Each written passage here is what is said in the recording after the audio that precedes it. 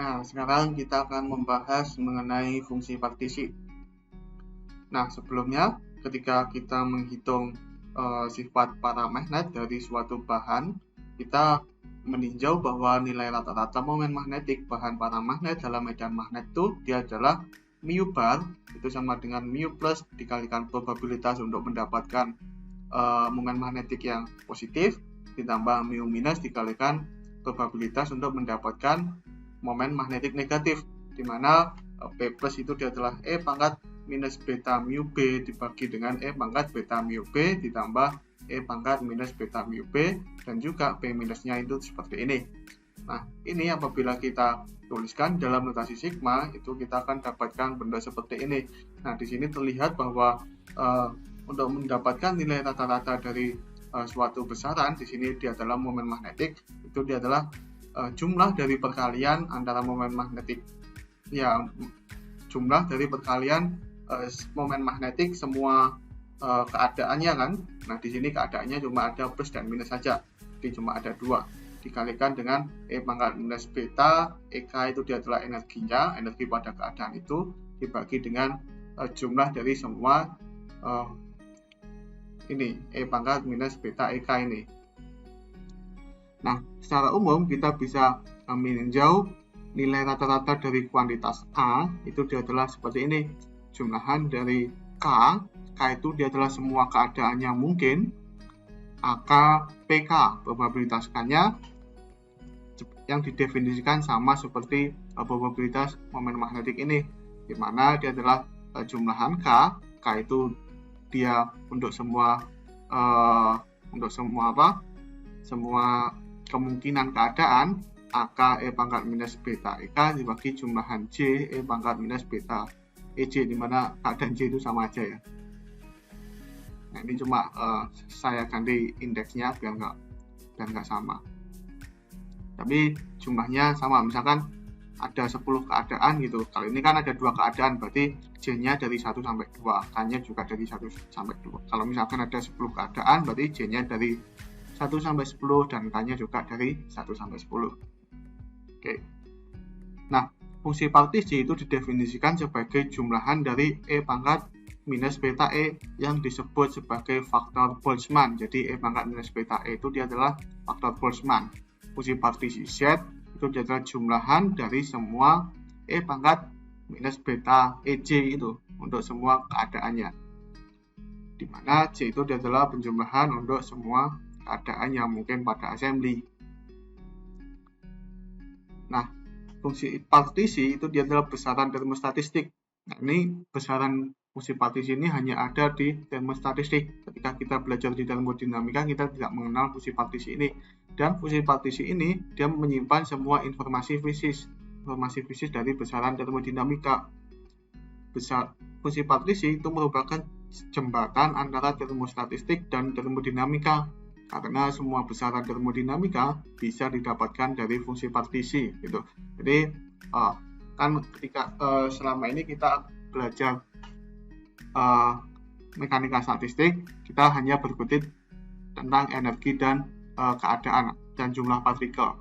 Nah, di sini dengan menggunakan fungsi partisi kita bisa mendapatkan semua besaran termodinamika. Nanti kan kita bahas seperti entropi, terus misalkan tadi kan momen magnetik, terus apalagi ada kapasitas panas, energi bebas, dan lain-lain. Kita akan bahas di materi ini. Nah, nilai rata-rata dari energi itu adalah E, itu kan sama dengan super Z jumlahan dari K, EK, E pangkat minus beta EK. Nah, ini sama aja seperti nilai rata-rata dari momen magnetik sebelumnya kan. Nah, di mana di sini EK dan E pangkat minus BK ini kita bisa gunakan turunan. Jadi EK, E pangkat minus beta EK itu dia adalah minus dari turunan terhadap beta dari E pangkat minus beta EK, karena parsial beta E pangkat minus beta EK itu dia adalah minus EK E pangkat minus beta EK gitu kan. Jadi untuk menghilangkan minusnya ini kita tambahkan tanda minus di sini. Nah, kita keluarkan turunan ini di depan dan kita akan dapatkan bentuk seperti ini. Nah, ini ada superset partial beta Z. Ini kita bisa tuliskan dalam minus partial ln Z partial beta, karena partial ln Z itu partial beta itu kan dia adalah superset partial Z partial beta gitu. Ini akan kembali ke bentuk seperti ini. Nah, hingga kita bisa simpulkan bahwa energi rata-rata assembly diperoleh dari turunan logaritma fungsi partisi terhadap beta. Ya kan, energi rata-ratanya dia adalah minus partial ln Z per partial beta. Dan energi total assembly itu dia adalah jumlah dari semua energi rata-rata sistem, yaitu dia adalah E sama dengan N itu adalah jumlah sistemnya, sama dengan minus N partial ln Z partial beta.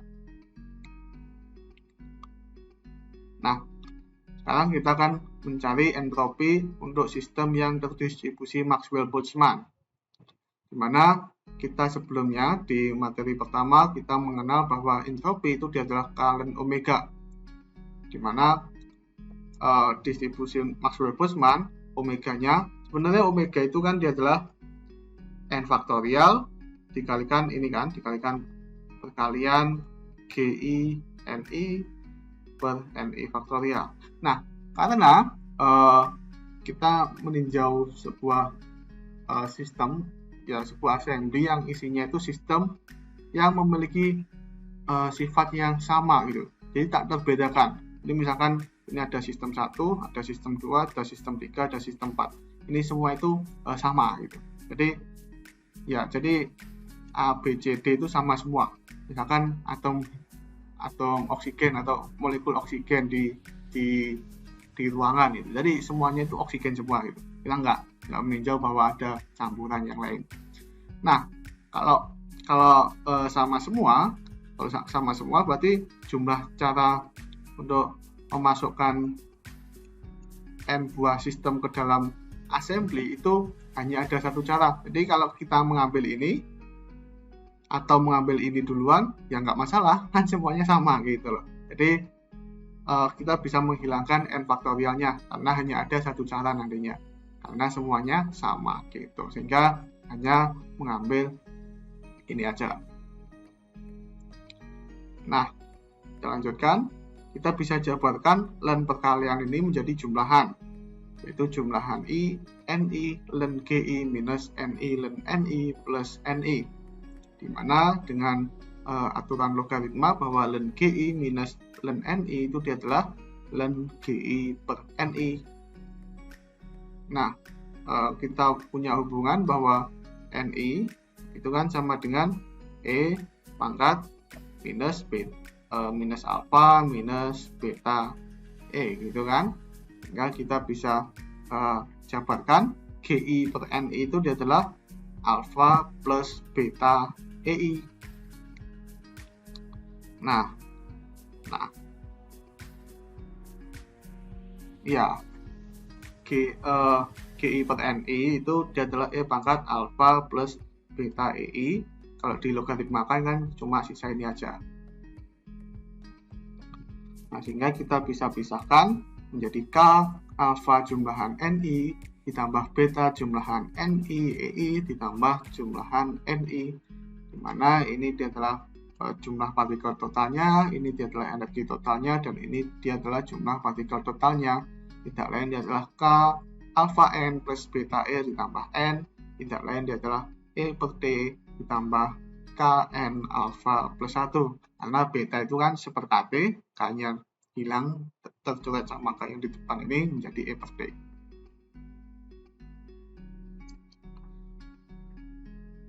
Nah, kita tahu bahwa untuk assembly yang memenuhi distribusi Maxwell-Boltzmann, setiap kelompok energi EK memiliki GK jumlah keadaan, sehingga fungsi partisi totalnya Z itu dia adalah jumlahan GK E pangkat minus beta EK.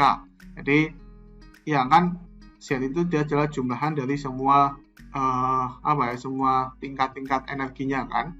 Tapi ketika kita meninjau distribusi Maxwell-Boltzmann, tingkat-tingkat energi itu dikelompokkan menjadi kelompok-kelompok energi, dan setiap kelompok-kelompok energi itu dia memiliki GK jumlah tingkat energi gitu. Jadi kita kalikan GK ini. Nah, karena kita memiliki bahwa NK sama dengan GK E pangkat minus alfa minus beta EK, maka GK pangkat E minus GK E pangkat minus beta EK sama dengan NK E pangkat alfa, sehingga fungsi partisi dapat ditulis dalam suku jumlah sistem pada kelompok energi. Jadi Z sama dengan jumlahan K NK E pangkat alfa. Karena E pangkat alfa itu dia adalah sebuah konstanta, kita bisa keluarkan dan kita akan dapatkan jumlah dari NK. Jumlah dari NK tidak lain dia adalah jumlah dari sistemnya.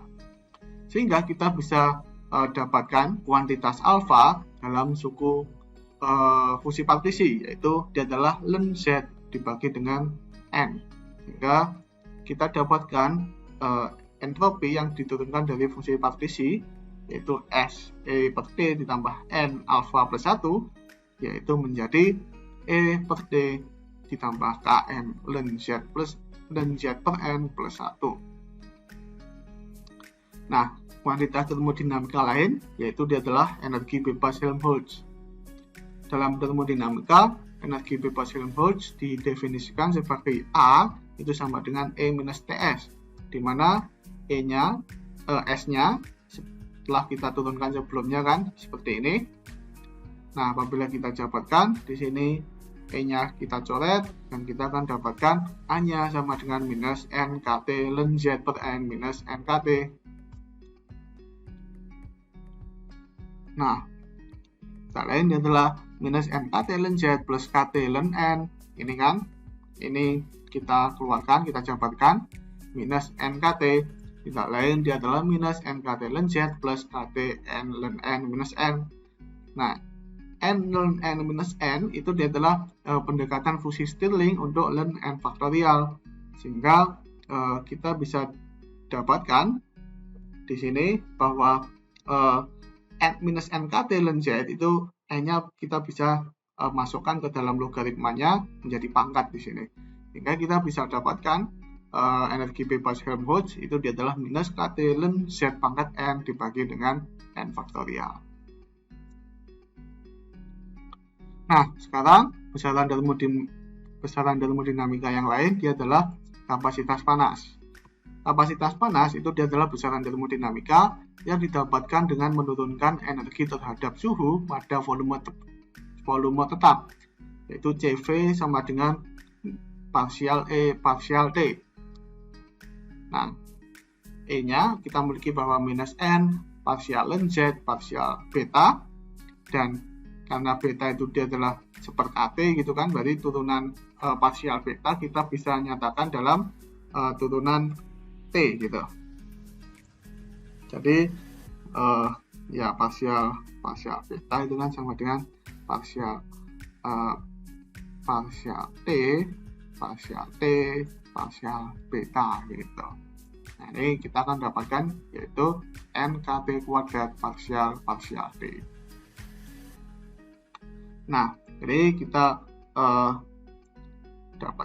kita lakukan turunan perkalian parsial T ini diturunkan terhadap ini dan ini menjadi 2 NKT parsial ln Z parsial T plus NKT kuadrat parsial ln Z per parsial T kuadrat.